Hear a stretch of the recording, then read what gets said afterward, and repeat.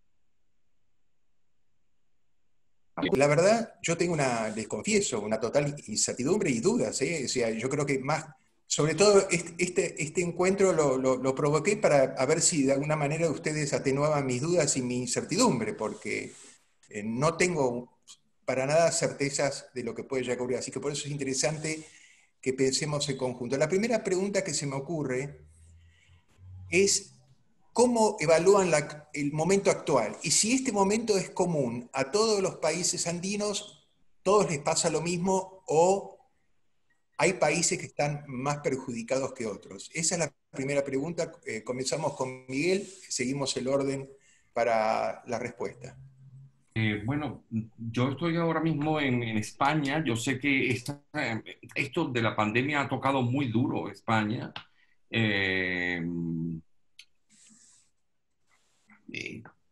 Yo pienso, y en el momento que hubo todo el confinamiento, en esa gente que estaba produciendo, ¿no? Y lo duro que fue tener que parar un rodaje para todos nosotros que hemos pues, realizado nuestras películas, pues sabemos que parar un rodaje es un golpe durísimo a nivel económico. Aquí en España sucedió que muchos rodajes se tuvieron que parar. Incluso hubo en Euskadi una película que se estaba haciendo, Aquelarre, recuerdo que se llamaba. No sé si la han podido terminar de hacer, pero tuvieron que parar. Y el gran temor también del director era que la protagonista era una niña de 13 años y a esas edades los niños crecen mucho. Entonces son complicaciones de toda índole. Por supuesto que cuando uno se enfrenta a un rodaje como productor, uno cuenta con seguros, por ejemplo, y en este caso, pues una pandemia de este tipo, pues no lo cubre. O sea, todo es como muy nuevo, ¿no? Entonces el productor es el que tiene que correr con todo el problema que surge a partir de la pandemia. Me imagino que la situación en los países andinos es exactamente igual, porque producir cine no es nada fácil. Y en nuestra región, sobre todo, hay cosas añadidas, complicaciones añadidas, ¿no? Y me imagino, pues, en la actualidad, la gente que tuvo que parar sus rodajes y no lo han podido retomar, la gran pérdida económica y el gran problema que significa, pues, retomar esto. Así que es bastante duro, sobre todo para los productores, pues. Perfecto. Vanessa. Coincido totalmente con lo que dice Miguel. Por un lado, te cuento, Miguel, que sí se terminó de rodar Aquelarre, por suerte, ¿sí? La película de Pablo Agüero, sí. Lo sé porque yo produje su película anterior, Eva no duerme, así que iba siguiendo, pero bueno, se terminó de rodar en junio. Me alegro mucho. Sí, sí, y si no estoy equivocada, va al Festival de San Sebastián, o está en alguna sección. Genial. Pero bueno, digo, todo eso significó una toma de decisión muy compleja, porque digo, más allá de la problemática de parar los rodajes, que también la hemos tenido en Argentina, tenemos más de 20 películas paradas y nosotros no hemos recuperado todavía la posibilidad de filmar, entonces estamos parados desde marzo, desde el 20 de marzo estamos totalmente detenidos. Más allá de eso, otro problema grave es recomenzar y tener que volver a parar porque hay un brote, porque se enfermó alguien, porque hay casos en el set, es decir, tengo muchos amigos en España que están retomando series, ¿no? Cosas grandes, porque quizás retomar una película es el riesgo de tener que, bueno, no tener seguro, es decir, todo lo que tu panorama es tal cual, por lo menos el mismo que yo veo en Argentina. Algunas series se han retomado, por ejemplo, pero claro, en Argentina no todavía, pero en España, por lo que sé, justo hace un ratito estaba hablando con una amiga, y el riesgo de que tener que volver a detenerse o digo, cortar una filmación cuando ya uno ha filmado 10, 8, 9 semanas es gravísimo. Es decir, básicamente mientras no haya una vacuna, por mucho que se sigan los protocolos, por mucho que se tengan todos los cuidados, el riesgo está, digamos, porque hay un virus, es muy contagioso, tenemos una actividad de contacto, entonces la problemática es muy similar y es muy grave, y como bien lo decís, para los productores es dramática la situación, porque tampoco nos queda muy claro una perspectiva a corto plazo, prácticamente son malas todas las perspectivas. A mediano plazo es pensar en la vacuna. Vanessa, también hay una cosa que es complicada, que es el tema de los protocolos que hay que aplicar en el set, ¿no? Eso,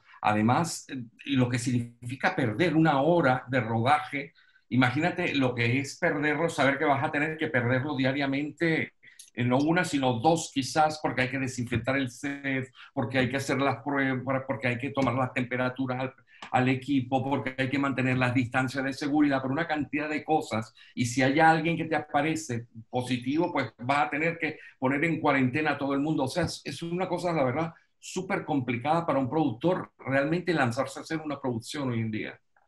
Sí, coincido, en Argentina se acaba de firmar un protocolo para volver a la actividad, pero la verdad es que es un protocolo que uno lo mira. Yo participé muy activamente desde la Cámara de Productores, de la que en este momento soy presidenta, muy activamente, ¿no? En negociar incluso con todas, porque digo, están los intereses de los productores, pero por supuesto los intereses de los sindicatos de técnicos, por supuesto los intereses de los actores, que son los primeros que están en la línea de fuego de un posible contagio. Digo, en fin, es muy complejo. Bueno, logramos con un esfuerzo grande ponernos todos de acuerdo y realmente ha sido un logro, pero luego yo miro el protocolo y digo, ¿y esto cómo lo aplicamos? ¿Esto cuánto cuesta? ¿Cuántas horas más? A la vez de que más horas de rodaje implican más semanas de rodaje, con lo cual más tiempo del grupo expuesto al posible contagio. Es decir, es una dinámica muy compleja la de este momento. Por muy optimistas que seamos, la situación, por lo menos actual en Argentina, es muy difícil. Mariana. Sí, bueno, la descripción creo que ha sido bastante exacta. No queda más por decir, es muy fuerte. A eso tenemos que sumarle, por ejemplo, que la mayoría de nosotros, además de cineastas, somos cinéfilos y tampoco podemos ir a las salas de cine a ver películas. Yo como productor estaba estrenando, iba a estrenar una película en Tribeca que no pudo ser, y la mayoría de los festivales donde ya tenía que participar no se empezaron a suspender, o sea, caos total. Tomamos la decisión de no salir en línea, pues queríamos tener el chance, la oportunidad de que la película se pudiera ver en cine, y bueno, y seguiremos esperando entonces, ¿no? Entonces, digamos, esto es como para mostrar, cuando no estás en rodaje y estás con una película lista, entonces también estás ahí, y si además eres cinéfilo tampoco puedes ir al cine. Es súper complejo. Y yo soy venezolana y estoy viviendo en Perú, dos países andinos, donde la situación, por supuesto, está igual de grave que en todos lados. A esto hay que sumarle que en realidad lo que estás viendo es a miles de personas muriendo, ¿no? Que entonces, y en ese punto además, tienes que decir, ok, paramos, no hay nada de qué hablar, hay que ver cómo llega oxígeno a la gente, ¿no? Y cómo vamos a volvernos a ver y qué vamos a ver y de qué se tratan estas pantallas. Y de repente, en los primeros días de la cuarentena, recordé que he estado tratando de saber el nombre y no lo he podido encontrar. En los años 60, un director checo que hacía acción hizo una película de un autobús recorriendo una ciudad en 20 pantallas distintas. Fue el Zoom de los años 60, pero contándote una historia desde los muchos lugares. Y desde que empezó esta cuarentena yo me he dedicado a pensar cómo nos vamos a reinventar, ¿no? ¿Desde dónde nos vamos a reinventar? Creo, y bueno, y estos 6 meses que llevo encerrada en este mismo lugar donde me ven ahorita, lo único que me han pedido es estar segura de que no vamos a volver a ser iguales. Que creo que hay que tomar la decisión de que vamos a pensar y que tenemos que reinventarnos. Sobre todo por la cantidad de personas muertas, por las crisis económicas que se nos vienen, las crisis, la falta de alimentos, la falta de... quizás yo vengo pensando esto desde antes, porque soy venezolana y ya llevamos muchos años en una crisis muy brutal. Los venezolanos sabíamos movernos en este estado de absoluta desprotección, de saber que no tienes nada y que el futuro no existe. Entonces de repente yo siento que el resto está enterándose de que se puede estar sin nada y que te tienes que reinventar desde ese lugar. Y que están pasando cosas en el resto de Latinoamérica, como ya vivimos nosotros también, y es que en las Fuerzas Armadas empiezan a tener un lugar protagónico, porque todo es posible, porque hay que cuidarte de ese virus. Entonces ellos pueden tener más poder que el resto. Todo esto porque estoy tratando de mover que la cosa es peor aún. Sí, no podemos filmar, no podemos ir para el cine, no podemos, la gente se está muriendo, todo esto, y puede ser peor. Entonces creo que hay que pensar de aquí en adelante, o sea, aquí estamos en un lugar crítico y puede ser peor. O sea, hay que poder reinventarse y poder pensar en qué temáticas y en qué tipos de historias se nos vienen ahorita, que creo que en lo que creíamos que era una distopía, ahora está aquí y es muy fuerte. Se nos viene con todo. Y no lo estoy viendo desde un lugar pesimista, como les dije al principio, soy muy pesimista, soy una persona pesimista, pero estoy tratando de verlo desde el lugar más positivo. ¿Cómo voy a enfrentar yo esto? ¿Con qué ideas, con qué imágenes y con qué postura voy a empezar a ver lo que tengo aquí delante, que es muy fuerte, ¿no? Muy bien, muy claro lo tuyo. y muchas de las cosas que vos dijiste las compartimos. Antonella, Sí. tu mirada sobre este momento tan poco divertido y estimulante del cine. Bueno, mi trabajo diario es entrevistar creadores y creadoras. Tengo el privilegio de hacer radio todos los días en la radio de la Universidad de Chile, que es lo más parecido a una radio pública en Chile. Y he pasado los últimos 6 meses conversando con gente de distintos ámbitos del arte y de la cultura.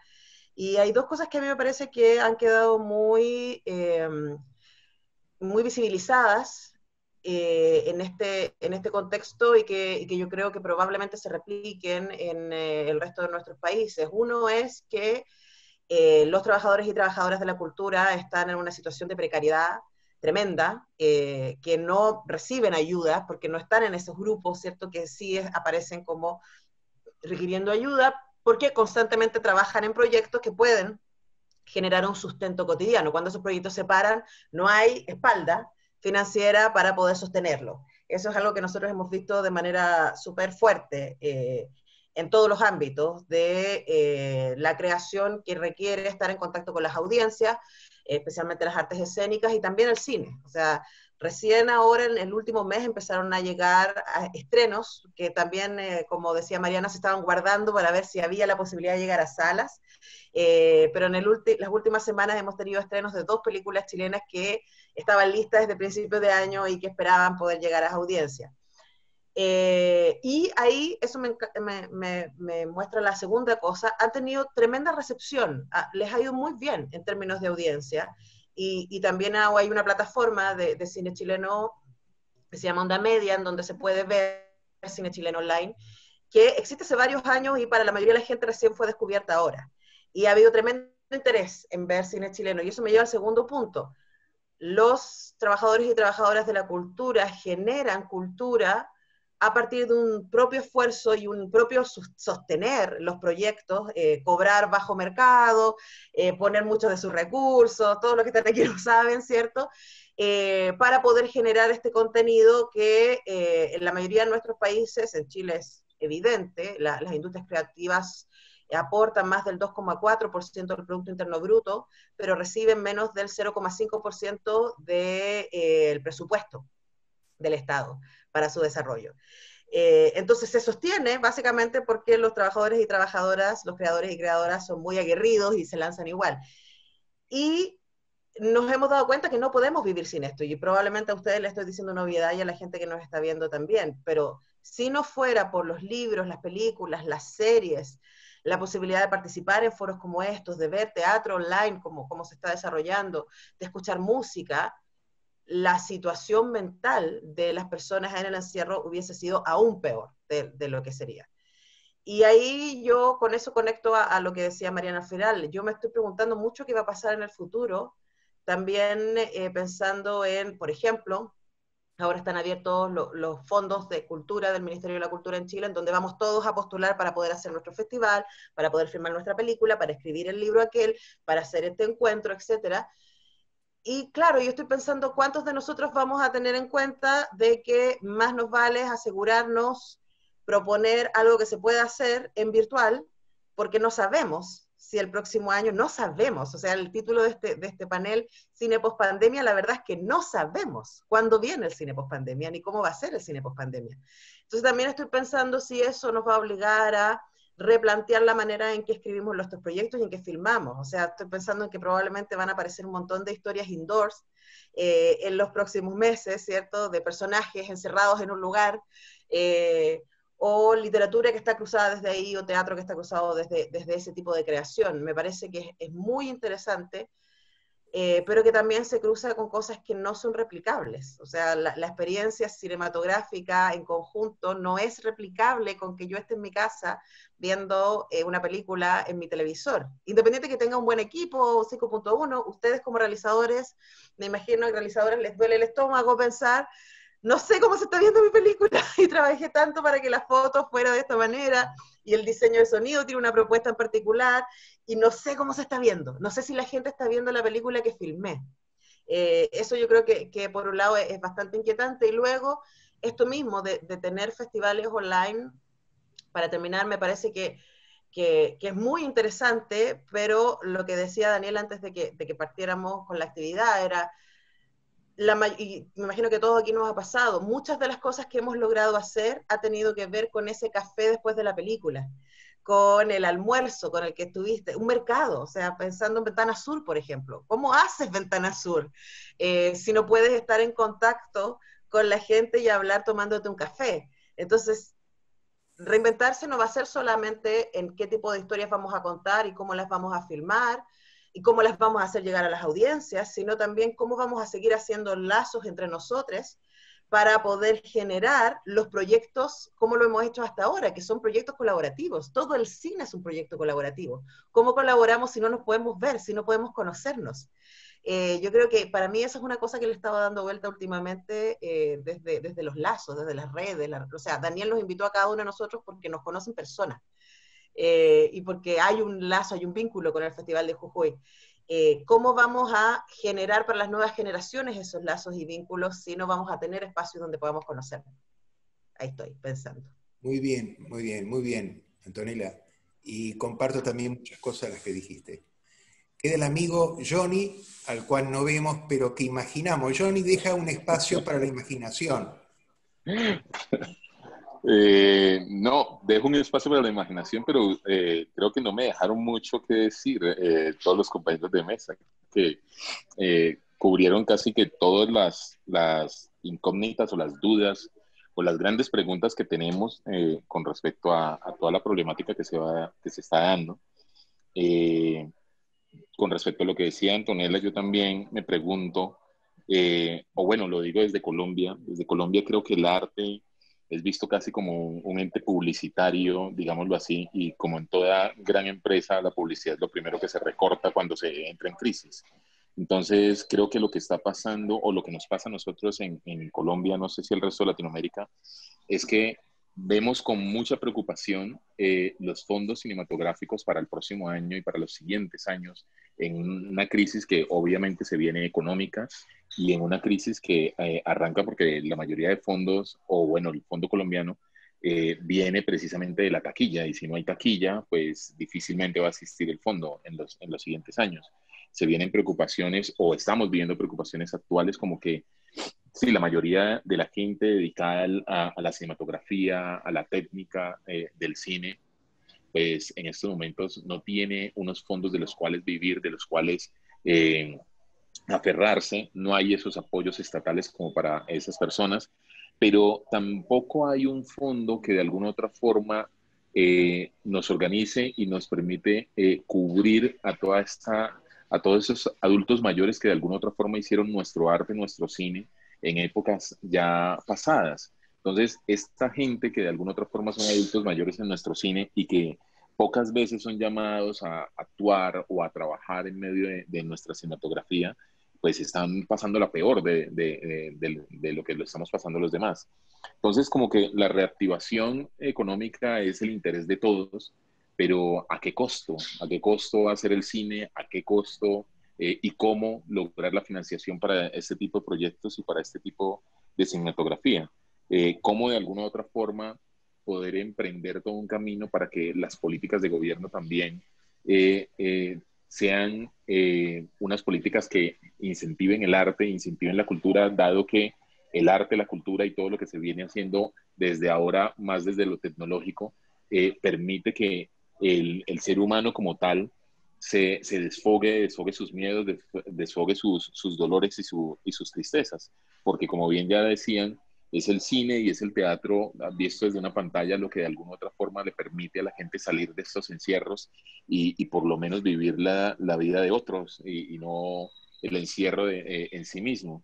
Entonces, como que pensarse el cine y pensarse el mundo a futuro, en un 2021, pues quisiéramos ser muy positivos y muy de todas las maneras, pero yo lo veo bastante denso, lo veo bastante peligroso en términos vuelvo y repito, de lo político, de lo que es el arte y de lo que de alguna otra forma puede significar el arte y cómo de alguna otra forma nuestros gobiernos lo están mirando al día de hoy, porque obviamente hay muchas preocupaciones posiblemente más importantes a los cuales están en estos momentos atacando y tratando de responder.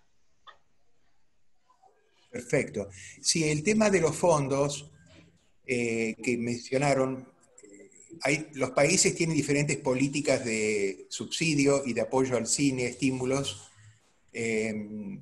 y yo creo que todas esas políticas, por más importantes que sean, como en Argentina, que tiene una política muy proactiva a través de la ley de cine que se hizo a fines de los 90, está en crisis también porque lo que vos dijiste, Johnny, los cines cerrados, los cines inactivos, genera cero recaudación. Y el ticket, una parte del ticket de la entrada, hace posible que se subvencione películas. Esto Vanessa lo sabe mejor que nadie. Entonces, sin cines activos, por más que haya un Estado que tenga políticas de estímulo, está con las manos atadas. Y desde el punto de vista de la distribución del presupuesto de cada país, tenemos un problema. Ya no es que el arte es algo, como dijiste, con todo acierto, como si fuera una cosa publicitaria y que sería descartable. El hecho es que tiene prioridades dramáticas los estados, dramáticas, de falta de trabajo, 50% de pobreza, en muchos países de nuestros países, 50% de pobreza, es una cifra monstruosa. Entonces la pregunta es, y eso es lo que quería hacer, ¿no? La siguiente pregunta, ¿qué creen ustedes que los estados deben hacer en este momento? Porque indudablemente, tal cual lo veo yo, no sé si lo comparten, la actividad privada no puede rescatar al cine en esta, es imposible que lo haga desde todo punto de vista en esta situación. Entonces la pregunta es, ¿cómo visualizan el rol del Estado en esta crisis? Miguel. Bueno, estamos claros que el cine debe ser política de Estado, de todos los estados. El cine es como la carta de identidad de un país, ¿no? Es tu ventana al mundo, ¿no? Así que hay que cuidar mucho. Cada país debe cuidar mucho su cine. Yo por eso digo que tiene que ser una política de Estado. Y por supuesto que es gravísimo lo que está pasando porque a menos recaudación, pues lo que tú dices, también en el caso de Venezuela, pues una parte de ese ticket va pues a la realización de películas, a la ayuda para la realización de las nuevas películas, al igual que la recaudación de las cableras, de los canales de televisión, de las productoras de cine, pero es todo como un pez que se muerde la cola, ¿no? Porque también las cadenas de televisión han visto mermados sus ingresos porque no hay casi anunciantes, entonces, claro, tampoco, al no tener ingresos, tampoco pueden pagar, tributar por unos ingresos que no han tenido, y eso es así, como una pez que se muerde la cola, ¿no? Y yo sí creo que obvio va a venir una gran recesión, porque hay una recesión no solo económica, sino una recesión en nuestro cine. Así que nosotros vamos a tener que inventarnos, hacer nuestros proyectos pensando en que no va a ser muy escasa la ayuda que vayamos a tener de gubernamental y de la empresa privada incluso. Entonces vamos a tener que hacer como ese cine un poco más pequeño, y un poco más intimista y mucho más low cost, si queremos producir o tenemos esa alternativa o esperamos a que esto se reactive de alguna forma y mientras tanto ponernos a trabajar en la intimidad de nuestra casa, a desarrollar historias que también nos viene muy bien un poco replantearnos, resetearnos, escribir y generar pues ideas para lo que será la post-pandemia, porque obvio sabemos que esto se tendrá que acabar en algún momento, y eso es algo que el mundo entero está apuntando o deseando, es encontrar una vacuna, ¿no? Entonces, yo espero y soy optimista en ello de que todos los países están pues remando en la misma dirección tratando de conseguir una vacuna precisamente para reactivar un poco las economías porque lo que nos viene no solo a nosotros a nivel de cine, sino yo lo que digo es en general en todos los ámbitos. Es una recesión brutal, ¿no? Pérdidas de trabajo, la economía se va a venir abajo y va a ser terrible para todos, ¿no? ¿Alguien quiere acotar a este tema? Me dice para no estar obligando a decir, sí, Vanessa. No, yo me sumo a decir que coincido y que la preocupación de la recesión es gigante, que quienes tenemos empresas tenemos además la obligación de seguir produciendo como sea. Yo estoy en mi casa, pero a la vez tengo gente a la que le estoy pagando el sueldo porque no puedo dejar de hacerlo, a la espera de poder reactivar la actividad. Y en relación, efectivamente, en Argentina el fondo de fomento funciona parecido a lo que contabas, Miguel, es decir, con parte de la entrada, parte del aporte de los cables, de los canales de televisión, todo eso está en recesión, pero a la vez hay unos grandes ganadores de este momento, y son las plataformas OTT, digamos, son ellos los que tienen que aportar, indudablemente desde el Estado y desde las cámaras y desde las asociaciones tenemos que lograr, en Argentina esto no sucede aún, que de alguna manera quienes evidentemente han obtenido réditos, que no tienen problema en decirlo, que no estoy diciendo nada que ellos mismos no digan, los millones, miles de millones de dólares que han ganado Amazon, Netflix y todas las plataformas de OTT, video on demand y demás, digo, quizás deben ponerse, digo, quizás los estados deben sentarse a charlar con ellos y decir, bueno, ok, ¿cómo vas a participar en la reactivación de los contenidos que finalmente están en tu pantalla? Y que sos el único que las está pudiendo poner en pantalla porque, como bien decía, no tenemos salas. Entonces, como no tenemos salas, estamos todos en casa mirando la computadora o el teléfono o el televisor. Bueno, ok, ahí hay indudablemente una fuente de financiamiento legítima, clara, segura, fácil, digamos, que se ve clarísimo que está allí. Son poderosos y tienen todas las de ganar, pero a la vez también necesitan unos contenidos que somos nosotros quienes podemos dárselos. Entonces, creo que ahí hay una negociación que hay que dar, por lo menos en Argentina y seguramente en algunos otros países de América Latina, que todavía no hemos empezado, pero que yo creo que es fundamental para aliviar esto que no va a poder salir quizás de otros fondos. Qué bueno, muy buen análisis. Sí, Antonella, por quería agregar un par de cosas también ahí como profe de historia del cine que soy. Como decía bien Daniela antes de partir, estamos frente a una crisis inédita por ser una crisis global, ¿no?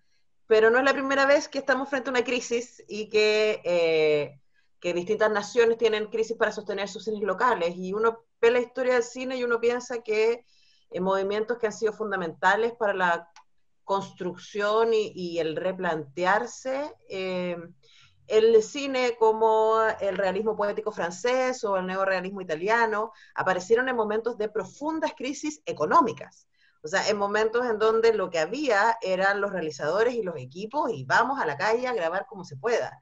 Y por supuesto no es una situación ideal, es una situación precaria, es una situación difícil, poniendo en comparación además con lo que decía Mariana, que jamás tenemos que perder de vista, nosotros estamos hablando de trabajar, hay otras personas que están hablando de vivir, o sea, todos los que estamos acá hemos podido estar en cuarentena, hemos podido guardarnos, hemos podido seguir produciendo, tenemos comida en el refrigerador, y por supuesto que hay millones de personas en todo el mundo que no tienen esas facilidades, esas garantías, esos derechos hoy día de manera cotidiana. Entonces creo que es bueno no perder de vista eso y pensar que este momento también requiere darles voz a esas personas y que vamos a tener que inventar las maneras en que dejemos testimonio de lo que está pasando acá a partir de las tecnologías y las posibilidades que tenemos.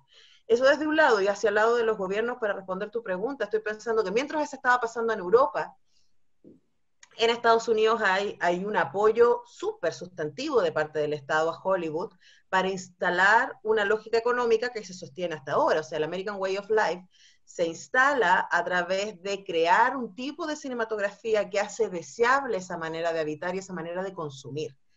Y probablemente también nuestros estados deberían aprender de eso, porque sí va a haber que hacer comunicación activa para enseñarnos, ¿cierto?, a vivir o para comunicar cómo se supone que deberíamos adoptar esta llamada nueva normalidad, que a mí me hace mucho ruido igual el concepto, porque en Chile hay muchas cosas que nos hacen mucho ruido y porque, como decía Mariana antes también, o sea, es un momento y hay que estar muy atentos porque también tenemos una tendencia en nuestros países, en Chile eso se está viviendo de manera muy evidente, de moverse hacia democracias tuteladas. O sea, en Chile nosotros estamos con estado de catástrofe desde marzo. Estamos con toque de queda. Chile es un país que tuvo una dictadura brutal y que cuando el 11 de septiembre se informó que íbamos a tener 90 días más de toque de queda, que por supuesto es muy cuestionable en términos de razones sanitarias, o sea, porque durante la noche, no sé si el bicho se vuelve más raro o lo que sea, se mueve más, lo que sea, pero finalmente tiene que ver con cómo se está comunicando razones de sanidad que realmente uno puede cuestionar y pensar si finalmente no tienen que ver con razones de control político y otras cosas. Entonces ahí, frente a esas escenas, el mundo audiovisual, el mundo de la cultura debe estar muy despierto y tener una mirada muy crítica y estar produciendo y encontrando las maneras de producir, incluso desde nuestra precariedad. Por eso pensé en nuestros ejemplos históricos para hacer algunas alertas respecto a lo que está pasando y también dejar testimonio de los dolores y los desafíos que estamos viviendo como humanidad. Gracias. Mariana. Sí, no, quería, a partir de lo que dice Antonella, volver sobre el director checo que en los años 60 hacía películas que parecía un Zoom. Sí, no puedo dejar de mencionar el Estado, porque, por ejemplo, voy a volver a repetirme, porque lo hago por una decisión ética de volver a decirlo. En Venezuela, hace por lo menos 8 años, que ningún fondo nos sirve para hacer películas. Ni el dinero que entra de la taquilla, ni el de las televisoras, por una política económica totalmente demagógica y errada en relación a cómo moverla, ¿no? Es populismo militar latinoamericano. Entonces, bueno, por ese lado no le veo ninguna salida, solo siento que estamos en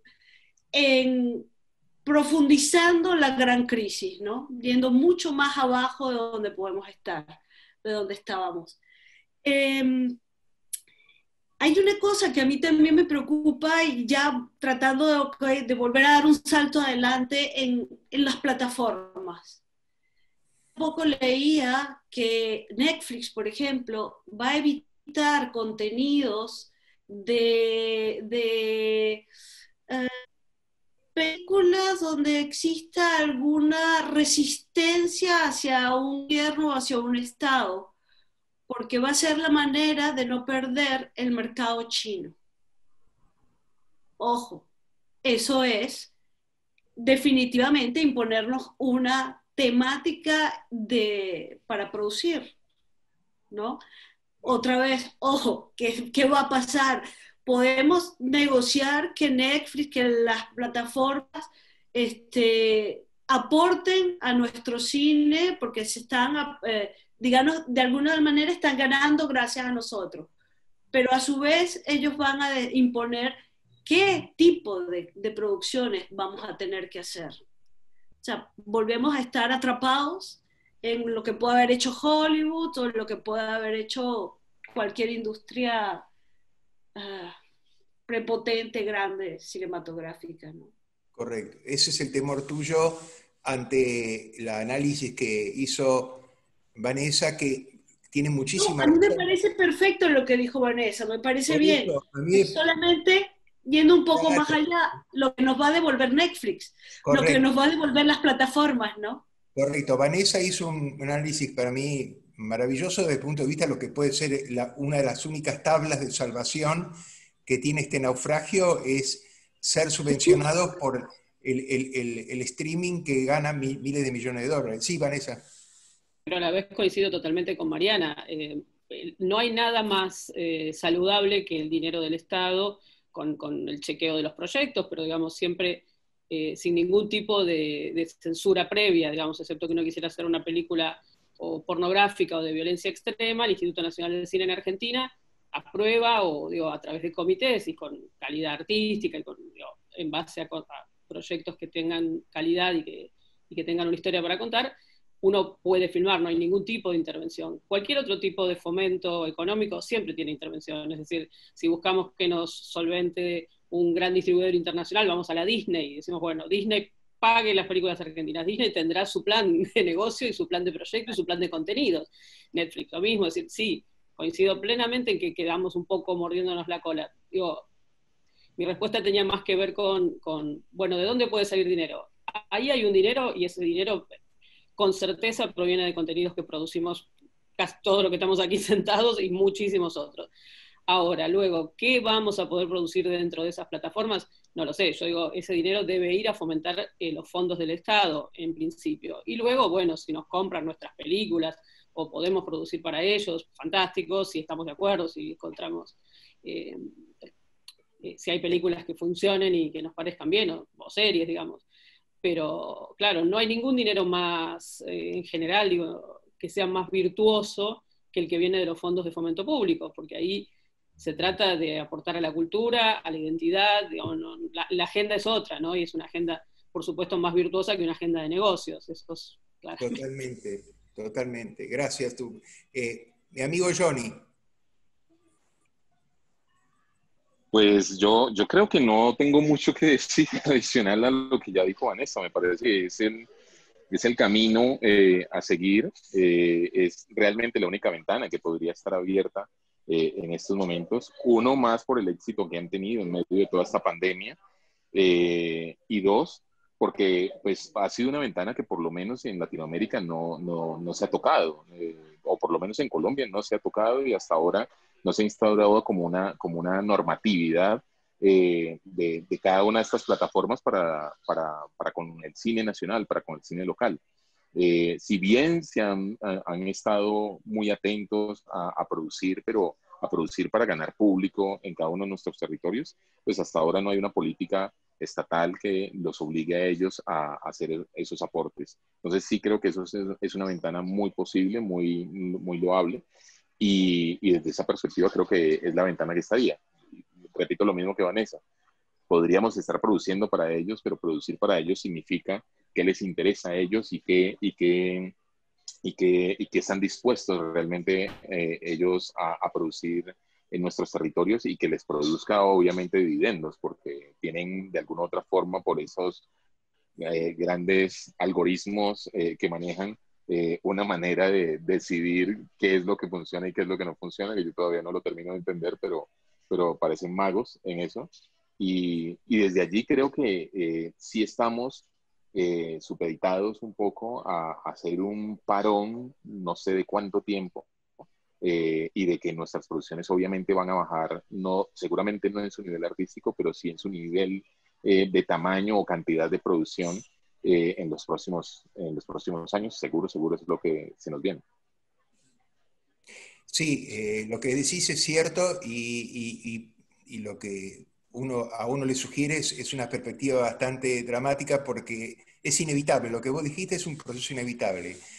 La pregunta que les hago ahora es una pregunta, parte de las curiosidades y preguntas que me hago a mí mismo es el tema de las salas. Nosotros crecimos y estudiamos y nos realizamos como directores o productores o artistas del cine, siempre pensando en la sala como el espacio mítico, el espacio del ritual, el único espacio posible donde uno podía disfrutar la película y comulgar con la historia, con los personajes, con los actores, llorar, reírse, era en la sala. Esto no me ocurre en el living de mi casa, yo no me pongo a llorar en el living de mi casa viendo una película, porque la propia escenografía de mi casa me contiene y estoy mirando varias cosas, aparece el perro, es decir, me rompe el encanto, el vínculo mágico único que tiene la sala. Las salas, ¿qué piensan ustedes con respecto a este porvenir o futuro de la sala? Porque no solamente no se puede recaudar y no crear fondos de estímulo y promoción, sino rompe un poco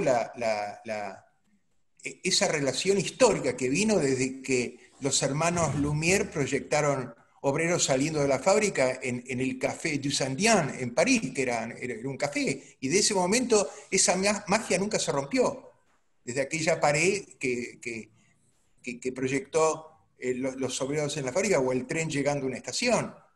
Nunca más se rompió. Ahora, en este momento se rompe ese vínculo mágico con la pantalla. La pregunta es, ¿qué piensan ustedes de un cine sin salas? Porque esto va a estar durante meses. Esto no es un hecho, lo dijo Johnny, y lo dijeron ustedes también, no es un proceso de 3 meses, 2 meses, 5 meses. Esto, para las salas, creo yo, habrá que esperar la vacuna, para que la gente pueda ingresar, o en sus defectos, como están haciendo en algunas partes en Europa, y particularmente en Alemania. Hoy me contaba Marcelo que el hermano le contó cómo están haciendo en Berlín con las salas, separando, dice que estaba la cuarta parte de una sala normal, estaba ocupada, el resto estaba totalmente desocupada. En Alemania habilitaron la sala, es uno de los pocos países que habilitaron la sala. Entonces, la idea es cómo ustedes imaginan estos meses mientras intentamos crear estos productos de resistencia, como decía Mariana, o inclusive Antonella, este cine particular que uno puede hacer de su casa, pensándolo, como decía Miguel. ¿Cómo imaginamos que eso se va a difundir? ¿Cuál es la pantalla? ¿Cuál es el medio para difundir esas obras que quizás completemos de algún modo u otro?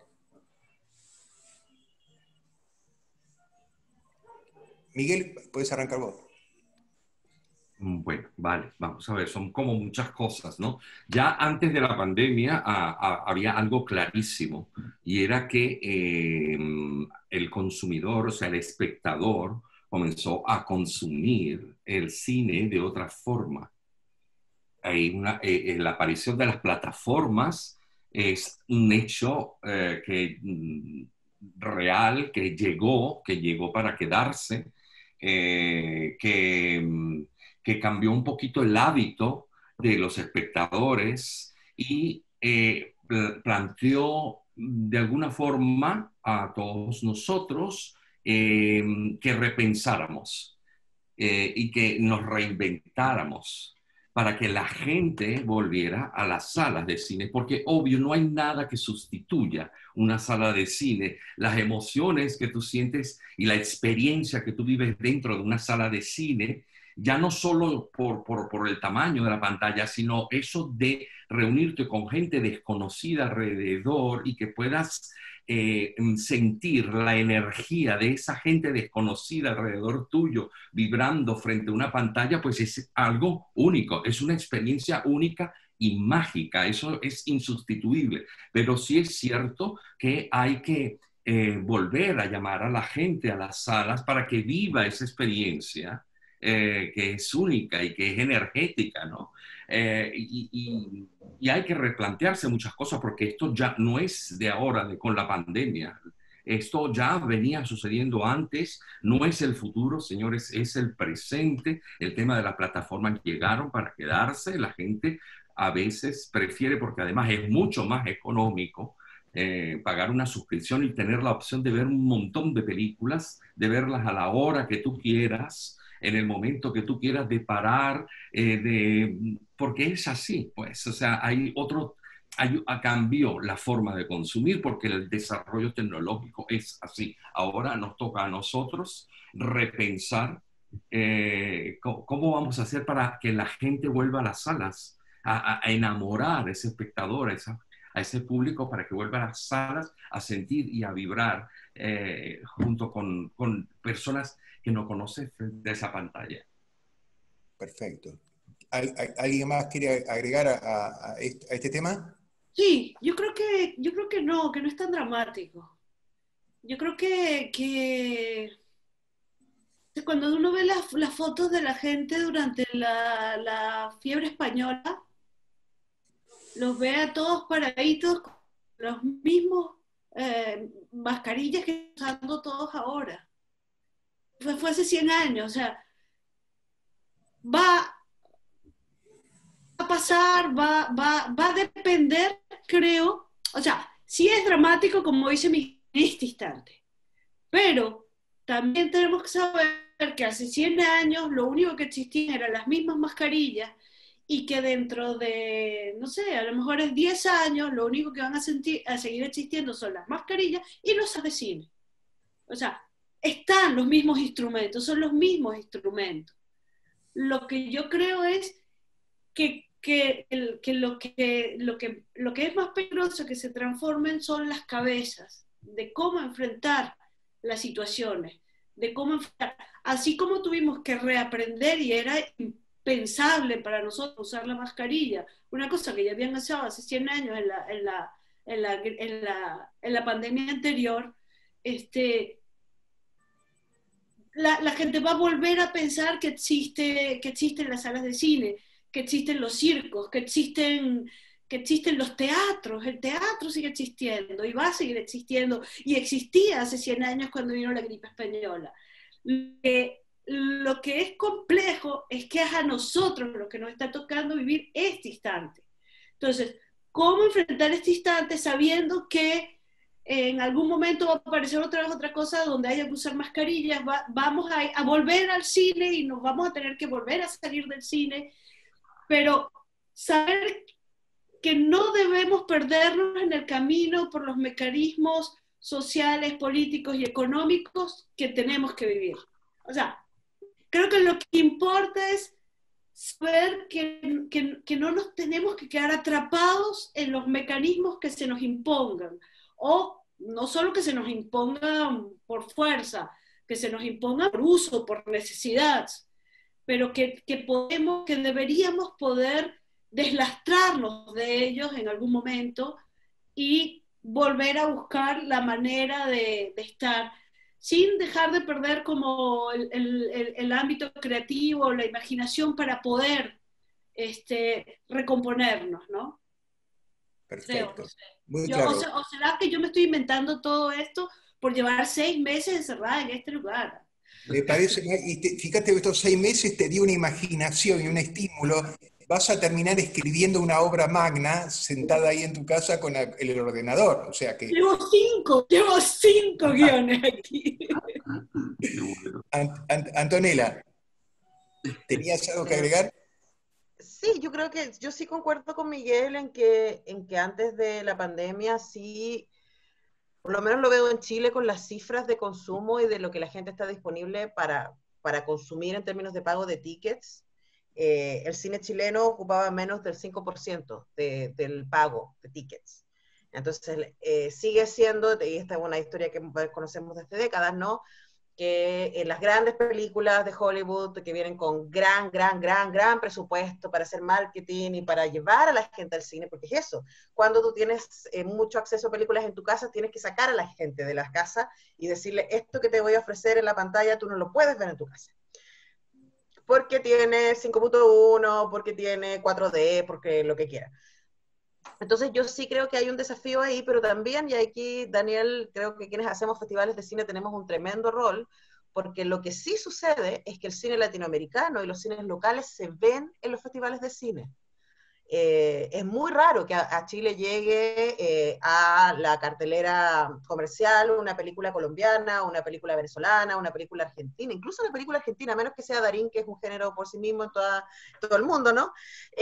Pero la gente sí está disponible para ver cine local si eso es parte de un evento, y si está disponible si eso es parte de una experiencia. Yo creo que ahí entra el rol que tenemos los festivales de cine, para ir contra la hegemonía y para mostrar otras miradas y otros cines y generar encuentros y pensar en esto, porque ayer yo solo conversaba con mis compañeras con las que hacemos el Festival de Cine de Mujeres, el FemCine, y decíamos igual, nuestros números se dispararon haciendo el festival en virtual. Mucha más gente vio las películas. Fantástico, y la vio a gente a lo largo de todo Chile, lo que además es hermoso porque no estamos marcados por el territorio, pero hay un grupo de gente que perdimos. Especialmente gente que es de la tercera edad, gente que están acostumbrados a que le lleven el cine, que le armen el evento y que llega en comunas más populares en donde no hay salas de cine, entonces el festival llega como una oferta cultural específicamente pensada para ellas, que es muy importante. Yo creo que ahí vamos a tener entonces que seguir pensando estrategias de cómo permitimos que nadie se quede afuera un poco, y que hay gente a la que le va a resultar muy fácil poder ver las películas en la plataforma, y hay otra gente que necesita la sala. Yo también estoy extrañando la sala porque, como tú decías, marcamos el inicio de la historia del cine ese 28 de diciembre de 1895 con esa, o sea, los Lumière ya habían inventado el aparato, ya habían hecho una muestra unos meses antes en Lyon, pero es ese día, ese día de diciembre en donde hay gente que está disponible para pagar una entrada, para ver este espectáculo y tener esta experiencia cinematográfica compartida que marcamos como el cine. Entonces, creo que vamos a tener que también ser creativos y ver cómo hacemos para seducir a la gente a nuestras salas, y ahí yo creo que en los festivales tenemos un rol súper importante. Johnny, tu opinión, si tenés algo que decir. No, la verdad creo que no, ya lo dijeron todo. Creo que no tengo mucho que decir con respecto a eso.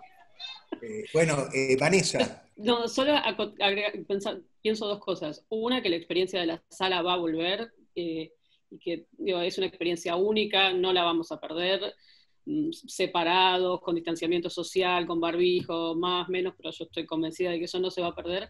Pero sí creo que, como dijo Miguel, ya habíamos perdido espectadores antes de la pandemia, las cinematografías locales. Eso hay que recuperarlo. Y una cosa que veo positiva, lo que comentabas, Antonella, de la plataforma de cine chileno que tienen. En Argentina también hay una plataforma del Instituto Nacional de Cine, que es Cinear, que es una plataforma que era casi inexistente para los espectadores, es gratuita o muy barata para los estrenos en este momento, pero se ha posicionado en un lugar de relevancia muy importante. Entonces, hay un consumo de un cine nacional que hasta antes de la pandemia, mucha gente quizás no hubiera ni sabido que esas películas existían. Yo creo que no hay que perder lo poquito bueno que tiene esta situación, es que por estar en casa, por tener acceso gratuito, por distintas razones, los estados, casi todos creo, han puesto a disposición mucho contenido nacional. Y la gente está empezando a conocerlo y gusta de ese contenido. Hasta ahora no lo sabía porque o estaba en los festivales solamente, o nunca llegaba a la sala, ¿no?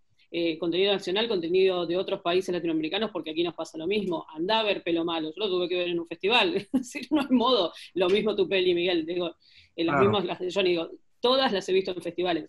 Eso es un desastre que tenemos que resolver.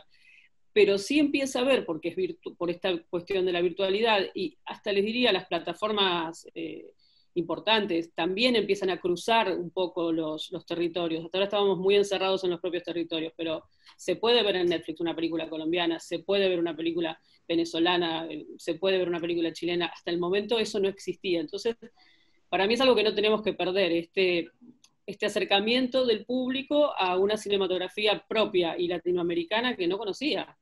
Yo creo que tenemos que volver a las salas y recuperar ese público y que no se nos escape el que se acercó en medio de la pandemia a conocer algo que no tenían en la mano, ¿no?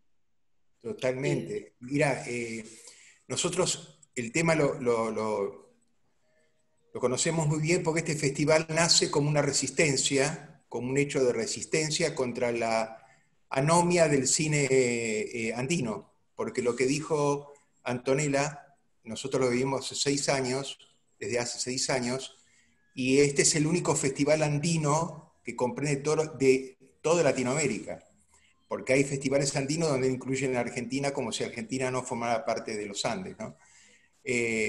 Y lo que hemos notado con gran pena y desconcierto es la ignorancia de los países de nuestra región con respecto al cine del país hermano. Nosotros cuando hablamos de integración latinoamericana, en términos cinematográficos es un blef, es una gran mentira, es un gran engaño, es un eslogan publicitario de los gobiernos.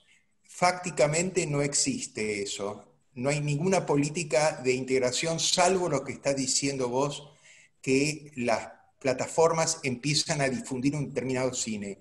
Eso no tiene más de 3, 4, 5 meses. En las giras que hacíamos con el festival, hace una gira por los capitales andinas, vos los conocés bien, Antonella, también Johnny también, hacemos una gira, que está suspendida obviamente, donde hacemos una semana de cine andino en Bogotá, una semana en Lima, una semana en Santiago, y ahí te dabas cuenta, y ahí a mí me tocó, y a Marcelo también, acompañar una de esas giras, el desconocimiento de la gente, del público en Lima, por ejemplo. Se maravilló el público en Lima a ver películas colombianas, películas ecuatorianas que no consumen cine regional. es tremendo. O sea, es una cosa que a nosotros... Y ese es un trabajo que hay que hacer, y este festival es una forma de resistencia, reitero, para que ese cine se expanda.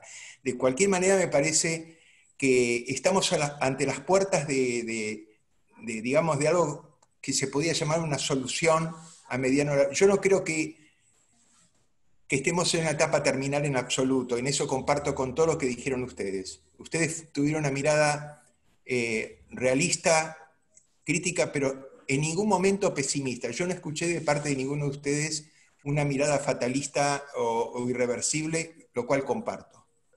Y me parece que estamos ante las puertas de transformaciones necesarias. Una de ellas, difundir el cine andino, que es desconocido. Si cualquiera de nosotros hace una encuesta en cada uno de los países, cuántas películas en Venezuela, o en Perú, o en Chile, cuántas películas ecuatorianas vieron los chilenos, cuántas películas colombianas, ninguna. Gente de 50 años que nunca vio una sola película de los países andinos. Y este es el tema.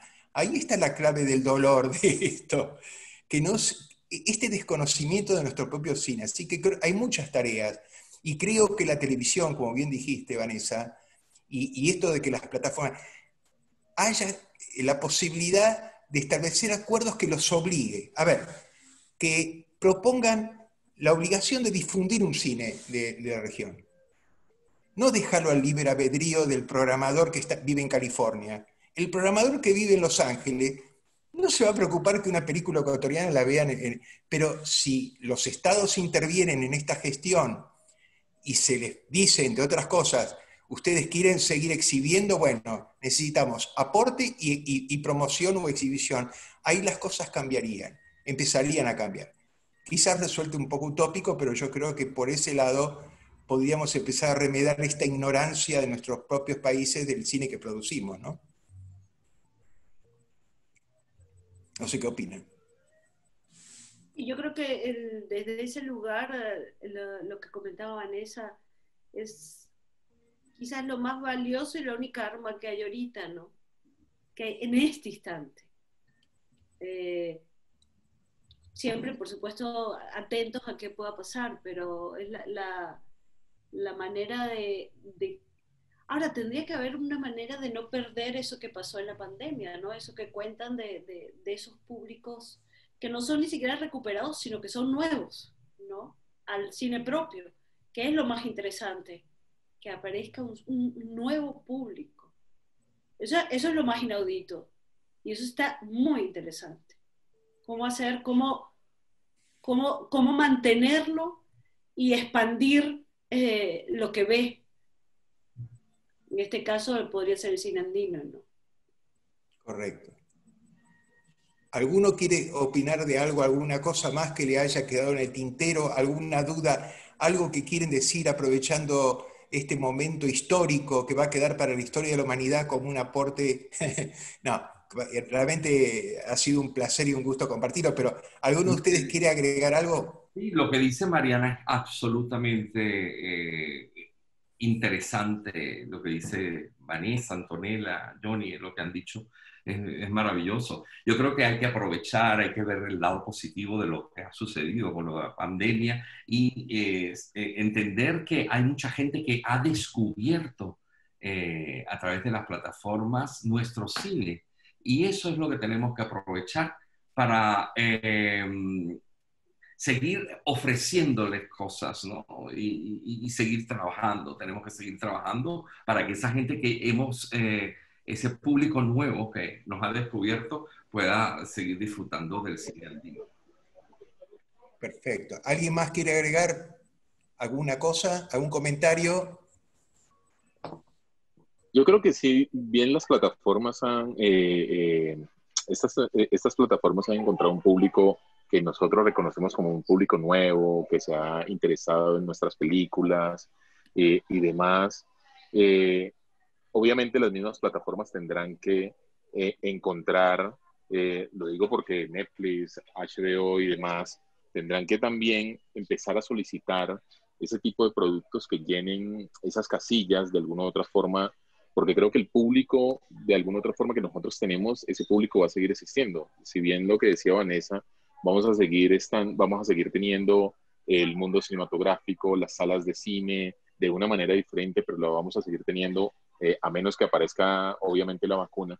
Si bien eso va a existir, yo sí creo que de alguna otra forma las plataformas van a tener que venir a nosotros, a estos cineastas latinoamericanos, a estos cineastas que narran el día a día de esta Latinoamérica estropeada, golpeada, pero también al mismo tiempo distinta, cambiante, constantemente. Yo creo que estas plataformas de alguna otra forma van a tener que venir a llenar esos huecos o esos vacíos de ese público cinematográfico que sí va a acompañar a nuestras películas a las salas. Porque si bien yo, y lo digo más yo como cinéfilo, si bien yo he dejado de ir a las salas porque me lo impiden, he buscado los mecanismos para seguir viendo nuestro cine en las plataformas, y no digo solamente las plataformas públicas, sino también las plataformas como Netflix, las plataformas como HBO, las plataformas, es decir, allí también se encuentra un cine latino que está emergente, que es punzante, que cuenta nuestras historias, y lo he tenido que ir a buscar, porque soy uno de esos personajes que sigue este cine. Entonces, desde allí es que creo, tengo o quiero tener la utopía de que estas plataformas van a tener que llenar estos vacíos que tienen personas o cinéfilos como yo, y allí también hay una oportunidad en medio de todo esto. Bueno, perfecto. Muy lindo lo que acabas de decir, realmente, y creo que lo compartimos todos. Bueno, entonces, Miguel, Vanessa, Mariana, Antonella, Johnny, ha sido un gusto enorme compartir esto y que estén presentes en el festival en esta sexta edición. Creo que algunas de las ideas que se volcaron aquí, el público las va a recibir con generosidad y con interés, así que les agradezco muchísimo este contacto. Gracias a ti por la invitación, querido. Muchas Gracias. gracias. Muchas Buenas gracias, noches. buenas tardes. Abrazos. Chao. Chao.